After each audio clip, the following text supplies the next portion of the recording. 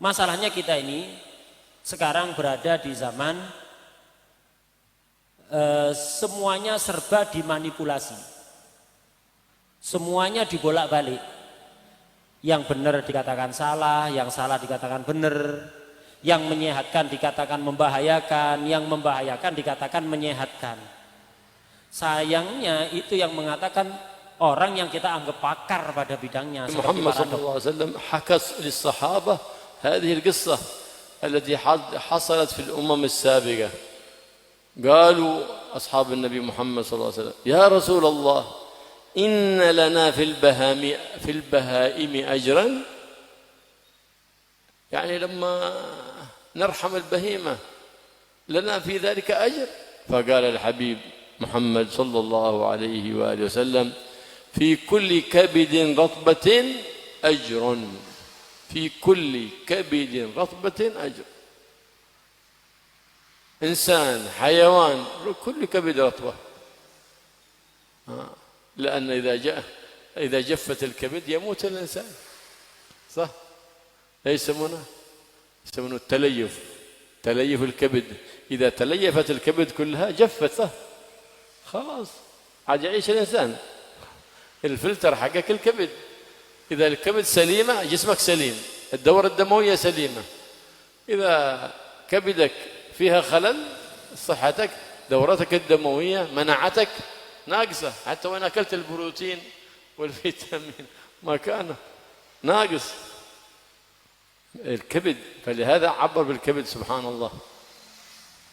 الآن جاء العلم ويكتشف قال لكل كبد رطبة أجر، لأن الكبد إذا تليفت جفت، فإذا جفت مات الإنسان. سبحان الله، الكبد مهمة جدا. فلهذا يعتني الإنسان بإزالة الدهون مما عليه حتى لا تتليف. الذي دائما يأكل هذه الزيوت المصطنعة، هذه الصناعية، هذه تتليف، طبقة دهنية على الكبد فتتليف. والذي يأكل الماجيموت ويأكل الأندومي هذه أشياء تتليف بسببها. والذي يأكل كذلك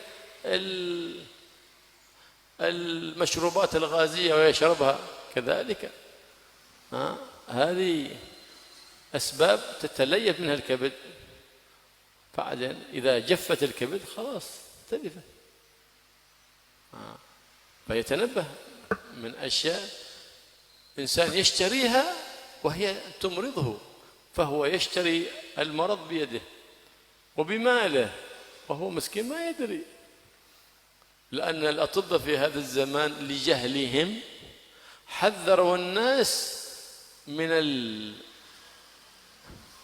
الدهون الطبيعية. دهن الغنم طبيعي، أنت لو ذوبت شحم الغنم وشربته ما بيضرك، شربته هكذا شحم. طبعا الشيء بالاقتصاد، الشيء إذا زاد حده رجع يضر، لكن ما يضر. حذروا الأطباء من هذا، صح؟ المضرة ليس من هذا، المضرة من هذه الصناعيات التي ظهرت في هذا الزمان. ورغبوا الناس الأطباء في هذا الزمان في الدهون التي استخرجوها من النباتات. هذا من أين هذا دهن مستخرج من النبات، من نبات كذا ومن نبات كذا. قالوا عجيب، هذا صحي هذا. لا، هذا المرض. تأخذ الدهن من غير مكانه أنت. فرغبوا الناس، ولهذا الآن إلى الآن الناس يرغبون في الدهون النباتية، يظنوها أنها فيها العافية أو فيها الصحة، وهي فيها البلاء والمرض. وحذروا الناس من الصوب، من المرق الطبيعي، يغلى اللحم، يغلى المرق أو الشحم فيخرج. حتى الكيكل اسمه الكرعان تغلى يخرج منها دهن يقوي العظم ويقوي الجسم. سبحان الله، يقوي الجسم. قال لا، هذا يجيب الكوليسترول هذا، هذا الكوليسترول المحمود، كوليسترول حميد. أما الكوليسترول الخبيث هذا الذي تقلي به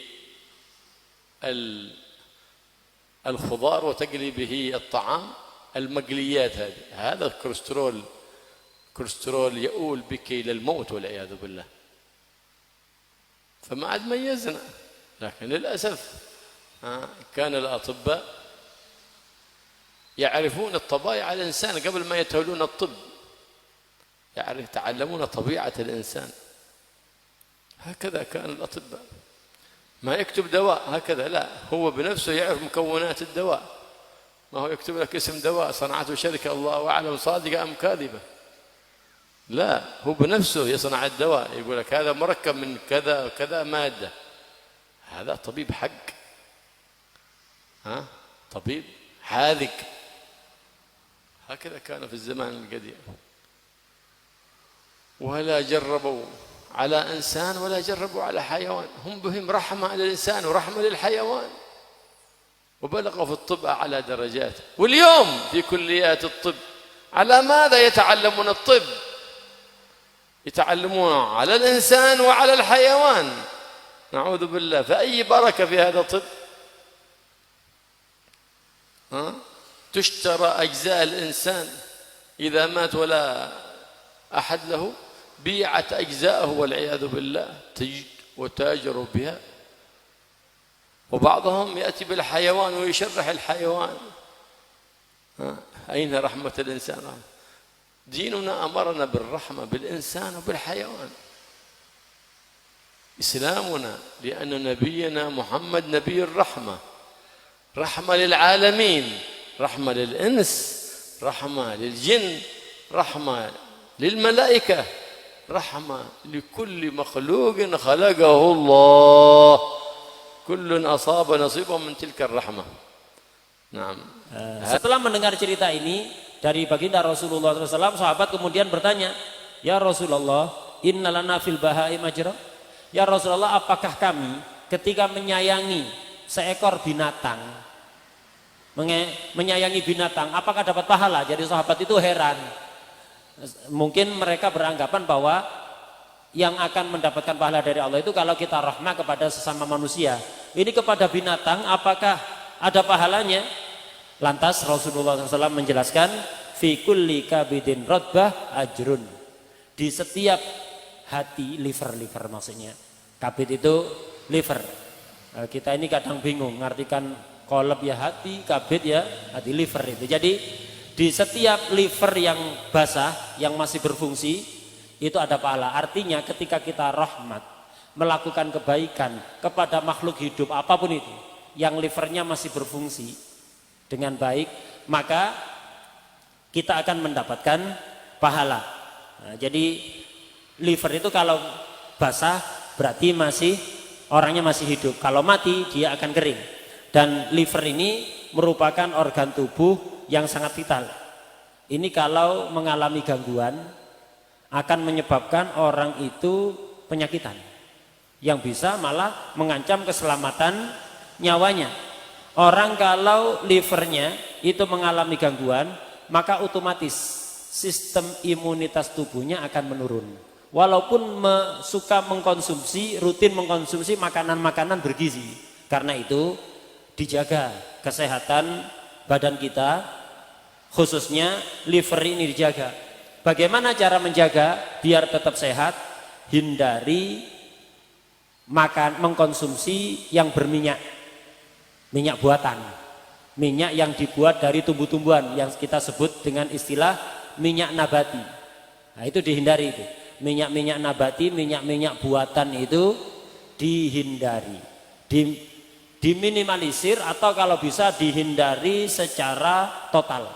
Karena itu akan membahayakan liver Anda.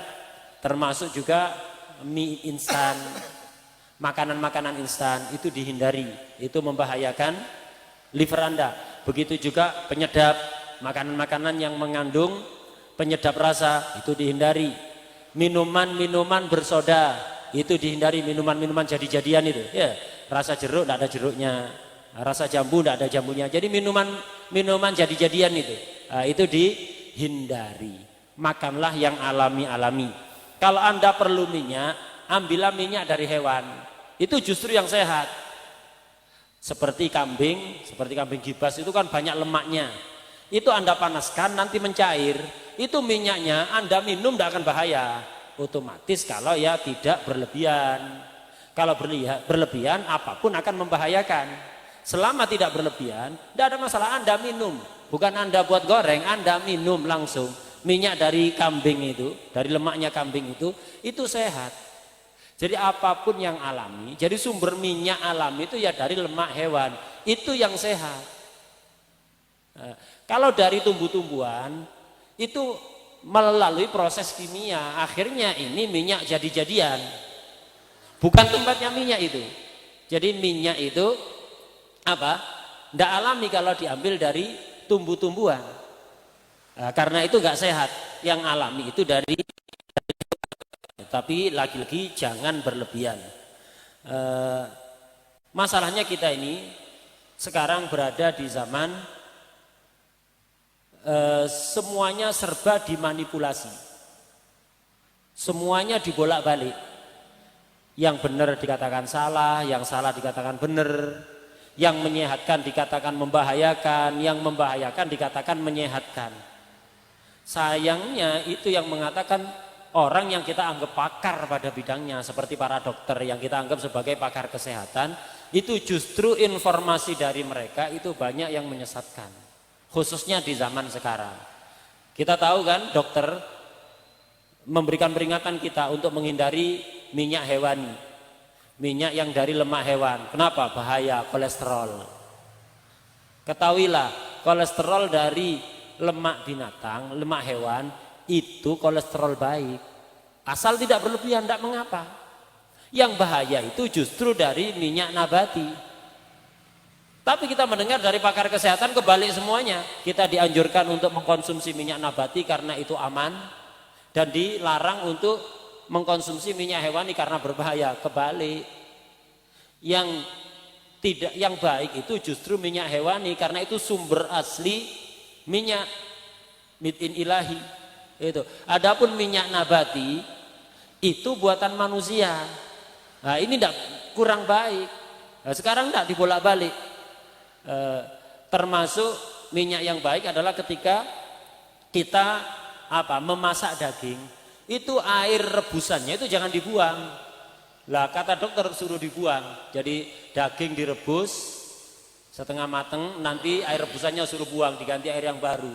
Jadi hilang gizinya itu ya ada di kuah rebusan itu tadi. Enggak suruh buang, padahal itu manfaat. Itu yang menyehatkan, membuat orang itu kuat perkasa. Ya itu, apalagi kalau kikil ya. Kikil itu direbus, air rebusannya itu menyehatkan, menguatkan. Ya lagi-lagi semuanya jika dikonsumsi tidak secara berlebihan. Jadi yang alami-alami itu walaupun itu mengandung kolesterol, itu kolesterol baik asal tidak berlebihan. Lah yang buatan-buatan itu justru kolesterol yang jahat. Itu dihindari itu. Karena apa? Bisa membahayakan kesehatan, termasuk membahayakan kesehatan liver. Padahal liver itu organ yang sangat penting dalam tubuh manusia karena menjadi filter. Liver itu yang akan menyaring racun-racun dari darah. Jadi kalau di darah itu ada racun, akan disaring. Kalau liver berfungsi dengan baik, racun itu akan disaring, dibuang. Sehingga tidak bertahan ada dalam tubuh. Tapi kalau liver bermasalah, nasallallahu alaihi, maka racun akan menyatu dengan darah, akhirnya bikin penyakit. Dokter zaman dulu itu, mereka itu bukan ketika ngobati pasien, mereka memang diperiksa dulu pasiennya, sakitnya apa. Kemudian ketika ngasih obat, mereka meracik obat sendiri, paham tumbuhan ini manfaatnya apa, zat ini manfaatnya apa, untuk ngobati apa, itu paham. Jadi mereka bikin obat, meracik sendiri, racikan sendiri dari bahan-bahan sendiri, kemudian disesuaikan dengan tabiat seseorang. Karena obat itu, misal ada obat bisa menyembuhkan penyakit tertentu, belum tentu cocok untuk setiap orang, disesuaikan dengan karakter orang itu sendiri, tabiat orang itu sendiri. Jadi perlu mengetahui tabiat obat-obatan dan tabiat orang. Obat itu harus disesuaikan dengan tabiat masing-masing. Jadi obat untuk penyakit tertentu mungkin cocok untuk A, tidak cocok untuk B. Lah dokter dulu itu paham, ngeracik obat sendiri. Makanya kalaupun tidak sembuh, tidak menimbulkan efek samping. Beda dengan dokter sekarang. Tidak ada dokter bisa meracik obat. Langsung obat siap konsumsi dari pabrik. Dokternya nggak tahu komposisinya apa, bahannya apa, cara pembuatnya bagaimana. Suruh buat sendiri nggak bisa.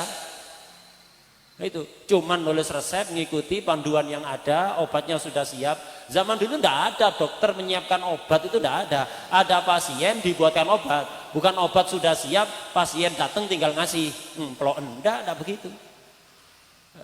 Itu dokter sekarang begitu, nggak tahu. Akhirnya obat itu sudah ditentukan, ini untuk penyakit ini. Siapapun yang berobat ya obatnya mesti itu. Obatnya mesti itu, warna telu itu ya, 3 warna itu. Mesti siapapun yang sakit ya dikasih obat itu, tidak ganti-ganti.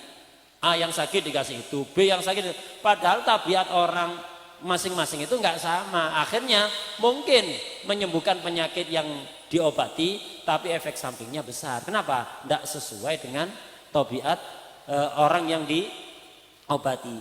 Dokter dulu itu mereka punya keahlian ngobati, tahu ini fungsinya apa, khasiatnya apa, tumbuhan ini untuk ngobati apa.